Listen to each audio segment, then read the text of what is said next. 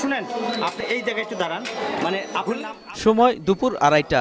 প্রতিদিনের মতো যখন ব্যস্ত সময় পার করছিলেন সাভারের আশুলিয়ায় কাঠগড়া বাজারে, কমার্স ব্যাংকের কর্মকর্তা ও গ্রাহকরা সেই ব্যস্ততার রূপ নিমিষেই পাল্টে যায় বোমা বিস্ফোরণ আর মুহুর্মুহু গুলিতে।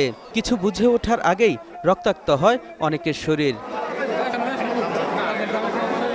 আহতদের হাসপাতালে নেওয়া হলে 5 জনকে মৃত ঘোষণা করেন চিকিৎসকরা। নিহতরা হলেন ব্যাংক ম্যানেজার ওয়ালিউল্লাহ, নিরাপত্তাকর্মী বদরুল ইসলাম, গ্রাহক জিল্লুর রহমান ও পলাশ এবং ফুটপাতের দোকানদার মনির। আহতদের মধ্যে 9 জন হাসপাতালে চিকিৎসাধীন।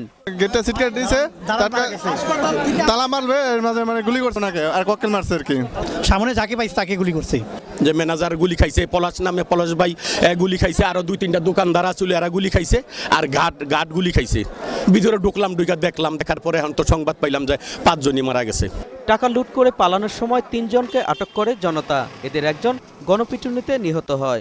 আধা মরা মানে কিছু কিছু আছে, ওইটা সেকেন্ড অফিসার, থানার সেকেন্ড অফিসার, উনি গাড়ির মধ্যে।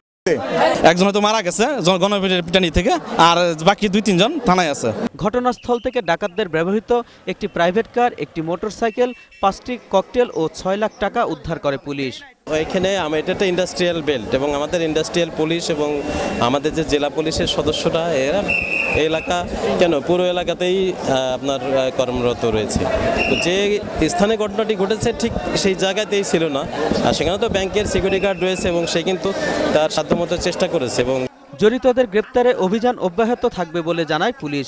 আর ঘটনার পর ভবনের আশেপাশে অতিরিক্ত আইনশৃঙ্খলা বাহিনীর সদস্য মোতায়েন করা হয়। আলী আহমেদ, 21 টেলিভিশন।